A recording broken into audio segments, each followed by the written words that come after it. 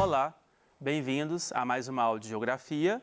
Eu sou João Paulo, professor de Geografia, e hoje nós iremos abordar o tema Território e População Brasileira. Essa aula é referente ao 7º ano do ensino fundamental, aula de Geografia, mais especificamente da 3ª semana do PET 3. Hoje nós iremos estudar demografia e conceitos demográficos. Nós iremos fazer uma revisão do que é demografia, iremos rever também alguns importantes conceitos demográficos para que a gente consiga fazer uma análise bem completa, bem bacana aí dos temas a serem tratados e para que vocês consigam resolver com a maior facilidade as atividades do PET.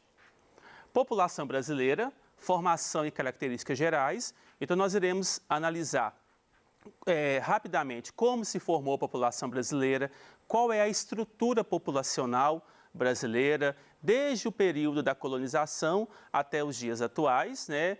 Como que ela se formou, quais as influências externas que nós tivemos. Lembrando que o Brasil foi um país colonizado, então nós temos várias influências externas de outros países aqui no nosso país, em termos de cultura, né, de várias questões gerais referentes à população. Iremos ver também a pirâmide etária, que é um gráfico bem interessante, que vai tratar de algumas particularidades referentes à população, e a gente vai ver que nós temos pirâmides etárias diferentes em países diferentes, já que a estrutura populacional ela é diferenciada de país para país. A pirâmide etária ela nos dá um cenário bem bacana e próximo do real dos países, etnias e grupos étnicos, e os grupos étnicos do Brasil, que no caso é o tema mais específico aí da aula de hoje, da 3ª semana do PET 3. Para começar, nós iremos tratar alguns conceitos demográficos, né, que são importantes. O primeiro deles é a palavrinha que eu falei aqui, que é a demografia. O que é demografia? Demografia é o estudo populacional, são os estudos populacionais. Número de habitantes, características gerais, etc. Né? Então, se a gente vai falar de número de habitantes de uma cidade, de um estado, do país todo, então, esses são dados demográficos, né? E eles estão ligados, portanto, à demografia, que vai ser esse estudo populacional. No Brasil, o órgão do governo que ele é responsável pelos estudos demográficos é o IBGE. IBGE é o Instituto Brasileiro de Geografia e Estatística. Então, o IBGE, como órgão do governo, ele faz os estudos populacionais, as pesquisas que devem ser feitas, e aí eles trazem esses dados para que eles sejam trabalhados, né, e transformados em gráficos, em tabelas e tudo isso. Neste ano de 2020, nós teríamos um censo demográfico, que é uma contagem e caracterização geral da população, porque ele acontece de 10 em 10 anos. O último que nós tivemos foi no ano de 2010, porém, em virtude da pandemia que a gente está vivendo, esse censo demográfico que ele estava marcado para esse ano, ele foi passado para o ano de 2021. Então, em 2021, nós teremos um novo censo demográfico que ele vai atualizar todos esses dados demográficos populacionais, né, ou seja, populacionais do Brasil, né, do país como um todo, das unidades federativas, né, dos 26 estados, mais o Distrito Federal e dos municípios especificamente. Como eu disse, os dados do IBGE, como eles são dados do país todo, eles auxiliam o governo na implementação de políticas públicas de saúde, de educação, de segurança, por exemplo. Como assim? O governo, para ele poder saber onde precisa de ter mais investimento em saúde, em educação, em segurança, ele precisa de dados. E o IBGE, ele é o responsável por coletar e trabalhar esses dados, repassar essas informações aos governos para que eles façam os investimentos devidos em cada uma das áreas que necessitam. Como eu coloquei aqui no exemplo, saúde, educação, segurança e etc. Dando continuidade aos conceitos demográficos, nós temos algumas taxas que elas são analisadas. Taxas de natalidade.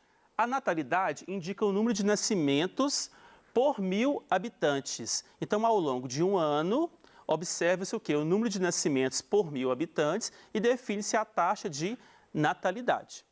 Taxa de mortalidade indica o número de mortes ocorridas também por 1.000 habitantes. Então, ao longo de um ano, observa-se a taxa de mortalidade da população e aí, nesse sentido, vai ter o quê? Como resultado, a taxa de mortalidade. Taxa de mortalidade infantil. No caso, é a mortalidade que ocorre no primeiro ano de vida, tá? Esse indicador ele é importante por quê? Porque a mortalidade infantil ela vai medir justamente a qualidade da saúde daquele país, daquele estado, daquela unidade federativa. Porque o primeiro ano de vida é o período em que a nossa saúde ela é mais frágil. Então, o país que ele investe bastante em saúde, a taxa de mortalidade infantil ela vai ser bem menor. Então, a mortalidade infantil é um importante indicador de saúde da população. E a expectativa de vida, que é a média de anos que a população vive, que a gente chama de longevidade, né? É o número de anos em média que as pessoas vivem, que também é um indicador de saúde, uma vez que para que a gente consiga viver mais tempo, nós também necessitamos de saúde. E esses dados todos, né, eles são verificados por período, geralmente por um período de um ano, e o IBGE ele faz a coleta e o trabalho desses dados. Esse é um mapa do Brasil, que ele trata da distribuição da população absoluta, ou seja, da população total do Brasil no ano de 2010. E aí a gente percebe o quê? Que o Brasil, nós temos uma concentração populacional em algumas áreas específicas do país e nós temos alguns vazios populacionais, né? A gente percebe justamente o quê? Que nas regiões aqui do litoral, o litoral da região Nordeste é uma região com grande concentração populacional, a região Sudeste como um todo, com destaque aqui o estado de São Paulo, Rio de Janeiro, a região central aqui de Minas Gerais, o sul do Brasil também, mais especificamente nas regiões litorâneas. Nessa parte aqui que a gente fala que é mais o interior do Brasil, a população ela é concentrada mais próximos às grandes cidades, igual que nós temos Brasília, nós temos a região de Manaus, no Amazonas, a região aqui de Cuiabá, no estado do Mato Grosso. Então, a gente percebe que o Brasil é um país em que a população ela não é distribuída de forma igual no território todo. Nós temos regiões com grande concentração de pessoas e nós temos regiões que são vazios demográficos, vazios populacionais. População brasileira. Tratando de diversidade de povos, né, de população, o Brasil é um dos países do mundo com maior pluralidade de povos, tá? E aí nós podemos elencar aqui, né, destacar alguns, né? Vamos lá, os indígenas, que são os povos que já habitavam o território. Então, quando os colonizadores chegaram, já tinham povos que habitavam o território brasileiro, que no caso eram os indígenas. Então, quando a gente vai tratar da base da população brasileira, nós vamos ter os indígenas, que estão aqui desde o início. Nós temos os portugueses, tá? Que foram os que vieram, principalmente os portugueses, que vieram no período do processo de colonização. Então, voltando, indígenas, os europeus, aqui no caso destacado com os portugueses, e os povos africanos escravizados são aqueles povos que foram trazidos de maneira forçada para o território brasileiro, que até então era a colônia portuguesa, trazidos forçadamente com o objetivo de serem escravizados. E lá para o final, mais ou menos no final do século XIX, início do século XX, nós tivemos uma nova imigração, que foi a chegada dos imigrantes europeus que vieram aqui para o Brasil, logo depois que a gente teve a Lei Áurea, né, que libertou os povos que eram escravizados.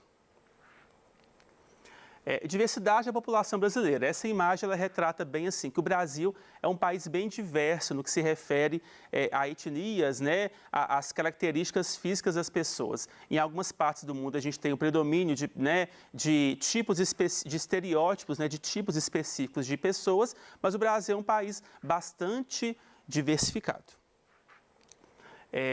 Estrutura populacional, pirâmide etária. O que seria essa pirâmide etária que eu falei lá na introdução? Ela é um gráfico populacional que ele vai ser dividido por sexo, né, por gênero masculino e feminino e por faixa etária. E o interessante da pirâmide etária é que ele nos permite analisar o nível de desenvolvimento dos países, de desenvolvimento socioeconômico dos países. Se o país tem mais ricos, mais pobres, como que esse desenvolvimento é socioeconômico.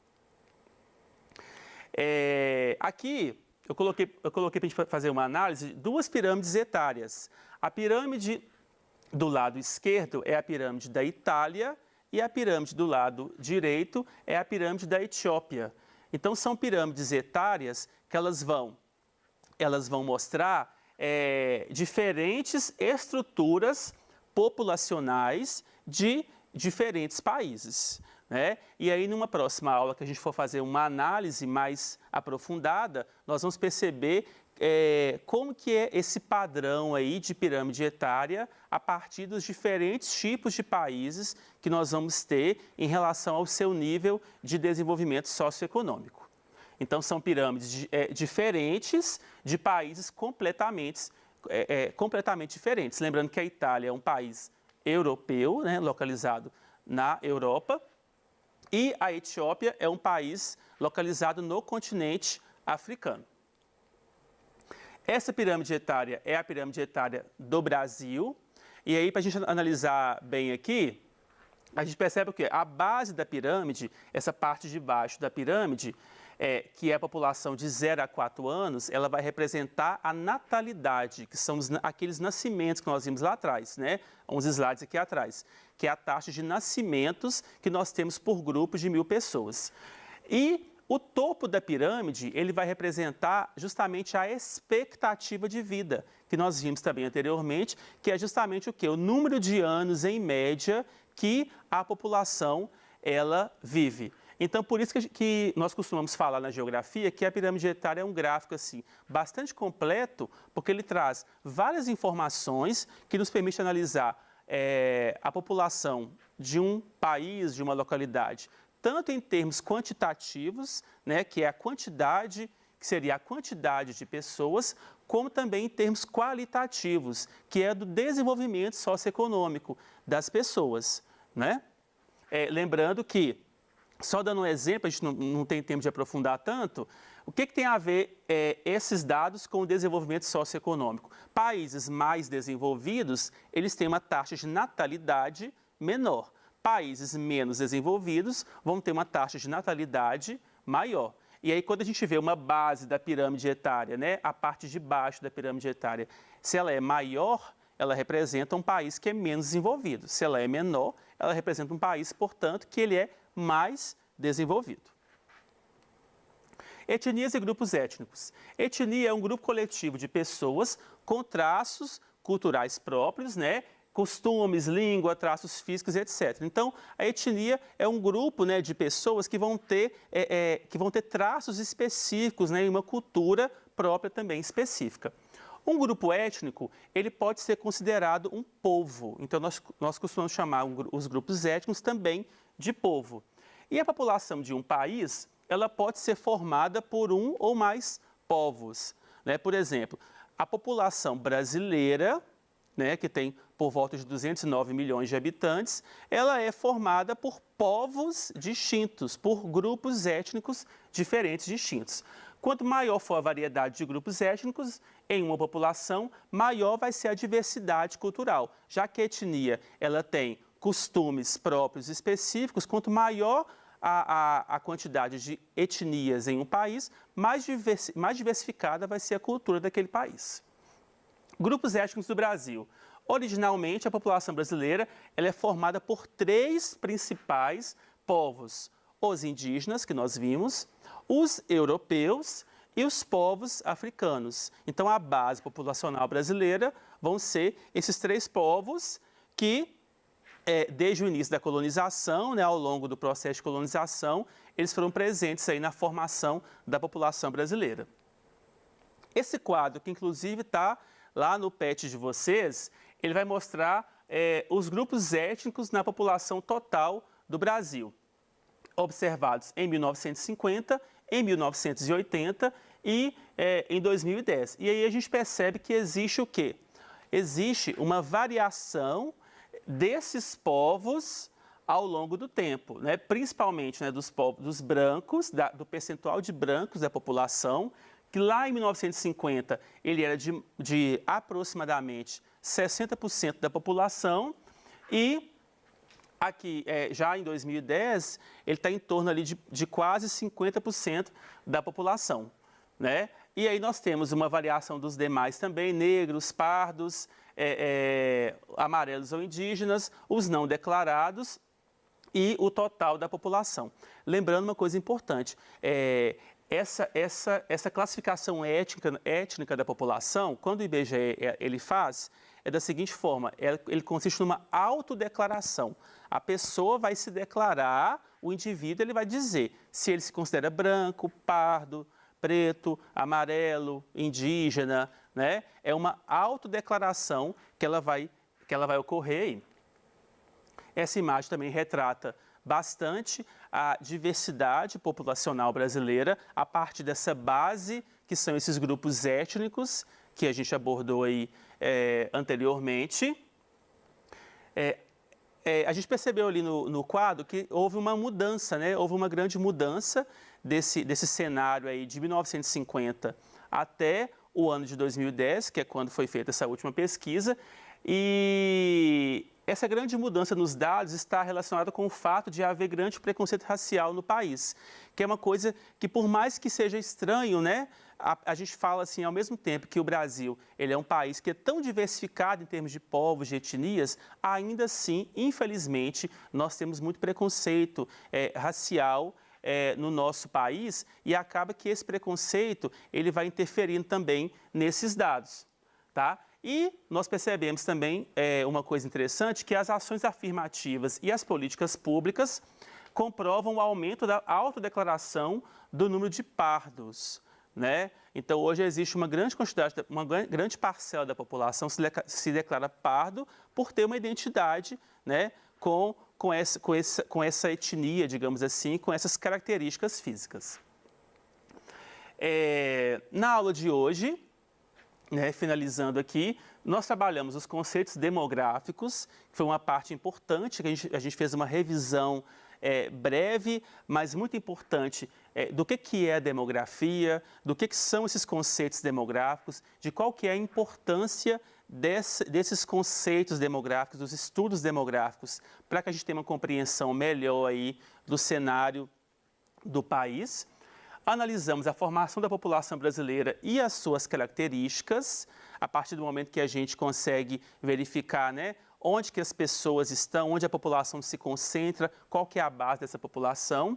Estudamos aí, recordamos um pouco as pirâmides etárias e a sua relação com o desenvolvimento socioeconômico. Lembrando que a pirâmide etária, né, como a gente viu, ela reúne uma série de dados ali que facilita a gente compreender um pouco melhor aí essas realidades. Estudamos sobre as etnias, os grupos étnicos e a sua distribuição entre a população brasileira, concluindo aí justamente o quê? Que o Brasil ele tem uma grande diversidade de povos, né? Mesmo a gente tendo avançado aí ao longo do tempo, né? A gente percebe o quê? Que essa grande quantidade de povos, ela acaba resultando numa grande diversidade cultural que nós vamos ter aí no nosso país ao longo da sua história. Até a próxima aula. Muito obrigado pela atenção, estudem bastante e fiquem em casa.